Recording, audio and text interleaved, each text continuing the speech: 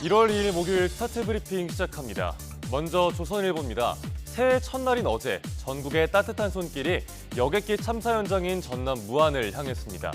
그저께는 1,100명, 어제 하루는 1,500명의 자원봉사자가 무안공항을 찾았다고 합니다.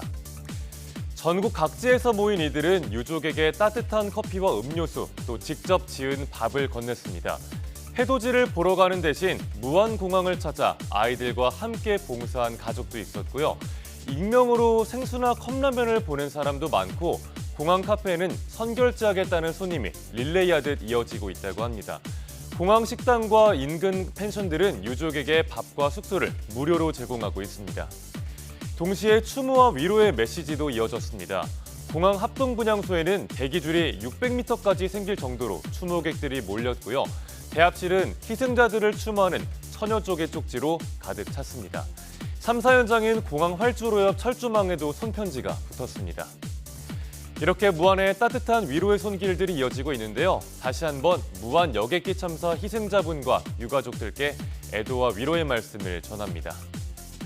다음 경향신문입니다. 이번 여객기 참사의 정확한 원인을 규명하는 데에는 시간이 꽤 걸린다고 하죠. SNS에는 각종 분석글들이 쏟아지면서 갑론을박이 벌어지고 있습니다. 그런데 너무 단정적이거나 과장된 해설들이 혼란을 키운다는 지적을 담은 기사입니다. 자신이 외항사 직원이라면서 기장의 판단을 지적하고 검증되지 않은 내용을 주장한 글도 올라왔고요. 방위각 시설이 설치된 콘크리트 둔덕이 무안공항에만 설치돼 있다는 잘못된 정보를 주장한 사람도 눈에 띄었습니다. 현직 항공사 기장이라고 밝힌 한 유튜버가 올린 영상도 주목을 받았습니다. 사고 원인과 관련된 여러 의문을 제기했지만 아직 블랙박스 등 실제 증거를 통한 분석은 나오지가 않은 상황이죠. 지극히 개인적인 분석에 불과하던 비판이 나오자 해당 영상은 삭제가 된 상태입니다. 시민들의 이해를 돕는 일부 정보도 있지만 구체적 정황이 나올 때까지 기다릴 필요가 있다고 전문가들은 지적합니다. 신문은 확인되지 않은 정보가 유포되는 걸 경계한다는 조종사 단체 우려도 전하고 있습니다. 이어서 동아일보입니다. 불필요한 요양병원 입원이 적지 않다는 내용을 다뤘습니다. 요양병원 117곳의 환자 절반은 통원 치료를 하느니 입원을 하겠다는 입장인데 왜 그런 건지 보겠습니다. 우선 선택 입원군이라는 개념부터 짚고 넘어갈까요? 사회적 입원이라고도 하는데 입원 치료도 가능하긴 하지만 외래 진료가 더 적합한 환자입니다. 그러니까 입원이 꼭 필요하진 않아도 집에서 간병받을 상황이 안 되거나 본인이 입원을 선호하는 건데 이런 사회적 입원 환자가 전체 요양병원 입원 환자의 15.6%입니다. 특성을 따져보니까 65세 미만이 62%고요. 암 환자가 69%에 달합니다. 상대적으로 젊은 환자가 많다 보니 노년성 질환보단 암 환자의 비율이 높은 걸로 분석됩니다.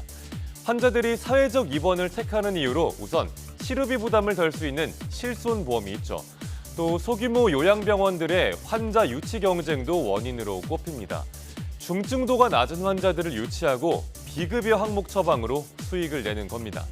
일부 병원은 진료비 페이백 서비스로 환자 유치에 나서고 있습니다. 정부도 사회적 입원을 줄이기 위한 방안을 고심 중이지만 논의는 더딘 상태입니다. 전문가들은 지역사회나 집에서 건강을 관리하는 돌봄 시스템을 갖추는 게 중요하다고 조언합니다. 꼭 요양병원에 입원해야 할 환자 수를 추계하고 무분별한 요양병원 설립을 막아야 한다는 의견도 신문은 전하고 있습니다. 마지막 서울신문입니다. 새해가 되면서 바뀌는 것 중에 한 가지 전해드리겠습니다. 청소년 인스타그램 이용자와 부모님들이 알아야 할 내용인데요. 이달 중순부터 14세에서 18세 이용자 계정에 몇 가지 기능이 제한됩니다. 10대 계정으로 등록되면 우선 계정이 비공개로 설정되고요. 자녀가 누구와 메시지를 주고받았는지 부모가 볼 수 있습니다.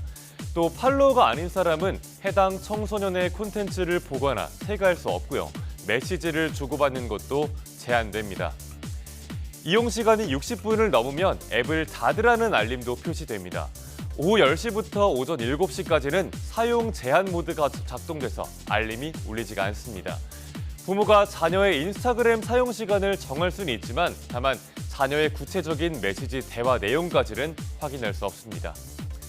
인스타그램이 10대 계정 정책을 시행하는 건 청소년들이 유해한 콘텐츠나 범죄에 노출될 가능성을 최소화하고 SNS 중독을 예방하기 위해서입니다.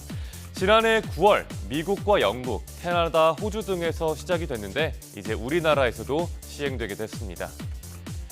1월 2일 아침 신문 살펴봤습니다. 지금까지 스타트 브리핑이었습니다.